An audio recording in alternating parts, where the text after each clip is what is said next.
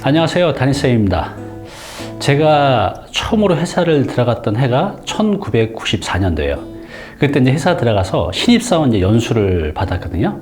이제 연수를 받고 나서 군대 자대 배치 받듯이 부서 배치를 받았어요. 설렘이 있었죠. 여기는 어떤 일을 할까? 어떤 사람을 만날까? 그런데 거기 인사과장님께서 저를 잠깐 부르시더니 이렇게 말씀하시는 거예요.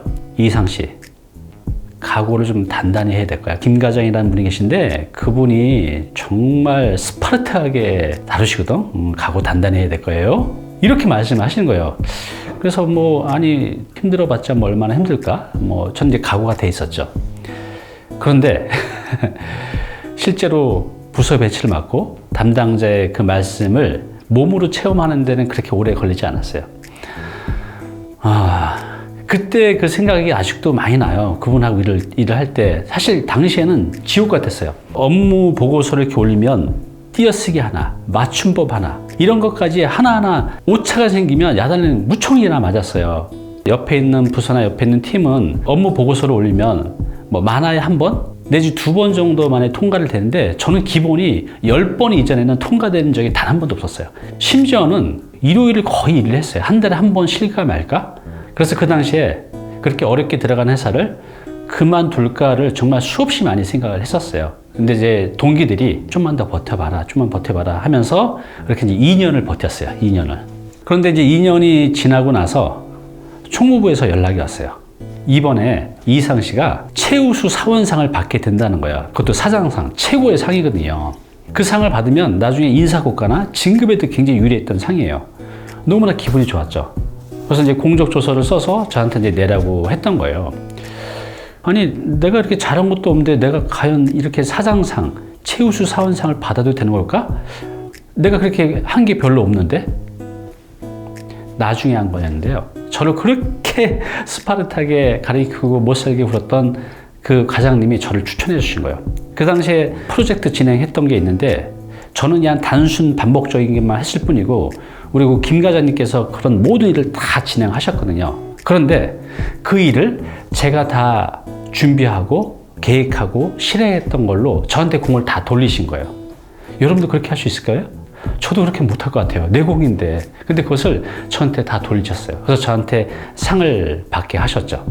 제가 이제 그것을 알고 너무나 감동해서 울어본 적이 거의 없었거든요. 그 나이 되도록. 근데 정말 그때는 눈물을 흘렸어요. 너무 감동을 받아서. 제가 그 이후로 정말 이분이 나를 성장시키기 위해서 이렇게 나를 혹독하게 했구나. 너무 많이 이제 반성을 했죠. 그래서 제가 죄송하다고 하고 너무 감사하다고 하고 우리 과장님께 이렇게 말씀을 드리고 제가 회사를 나오는 날까지 열심히 일하고 또 많이 존경을 했습니다. 제가 지금 이제 파워포인트 제 영상에서 많이 보여드리고 있잖아요. 엑셀도 그렇고 문서 작성하는 거, 글 쓰는 거 이런 것들이 그때 2년 동안 빡세게 하면서 트레이닝을 받은 거예요. 제가 그래서 지금도 파워포인트나 엑셀 이렇게 활용할 때 되면 김 과장님이 생각이 나요. 너무나 이제 감사한 거죠. 지금 이제 이 화면 보고 계시면 성함이 이제 김경용 과장님이군요. 정말로 감사하다고 다시 한번 인사드리고 싶습니다. 감사합니다. 오늘은요, 저희 그 김 과장님처럼 존경할 만한 아름다운 이야기에 있어서 하나 들려드릴게요. 한번 들어보시기 바랍니다. 제목, 그분을 존경합니다. 치열한 경쟁을 뚫고 들어간 회사에서 나는 하루에도 몇 번씩 사직서를 꺼내들게 하는 한 사람을 만났습니다. 자네 일을 왜 이렇게 엉성하게 하나? 처음부터 다시 해오게. 그는 일 처리 하나는 칼같이 깔끔한 내 직속 상관인 과장이었습니다. 실력도 능력도 최고 중에 최고. 하지만 그 엄격함을 잣대로 후배를 달달 볶는 무서운 상사이기도 했지요. 하루하루가 살얼음판 같던 어느 날 끝내 일이 터지고 말았습니다. 네? 뭐라고요? 하청 공장에 의뢰하는 과정에서 내 실수로 제품 개수가 1000개에서 10,000개로 잘못 전달된 것이었습니다. 이미 3,000개가 제작된 뒤라 어찌 해볼 수도 없는 상황. 당당히 책임지고 싶어도 10년치 월급으로도 어림없는 액수에 나는 무단퇴사를 했고 그대로 집에 숨어버렸습니다. 그런데 며칠 뒤 과장님이 나를 찾아왔습니다. 이젠 죽었구나 하며 따라간 찜질방에서 과장님은 잘잘못을 덮어두고 내게 기회를 주셨습니다. 오늘부터 나와 함께 신제품을 팔러 다니세. 그렇게 과장님과 새로운 판매처를 찾아 싸구려 여관을 전전하기를 사흘, 마침내 제품을 사주겠다는 새로운 판매처가 나타났습니다.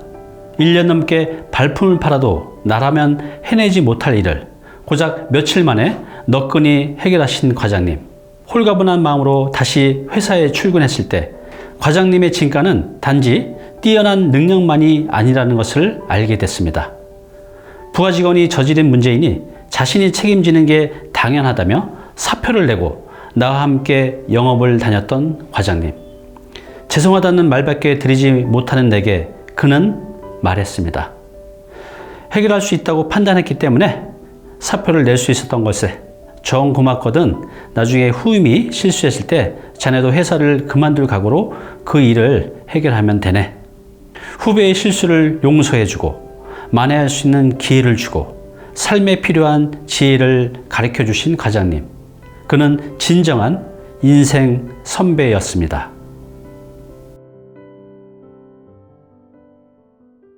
네, 오늘 정보 도움이 좀 되셨나요? 앞으로 이런 정보 계속 받아보실 분은요, 여기 구독 부탁드리고요. 그 다음에 오른쪽은 제가 추천하는 영상입니다. 꼭 한번 보시기 바랍니다.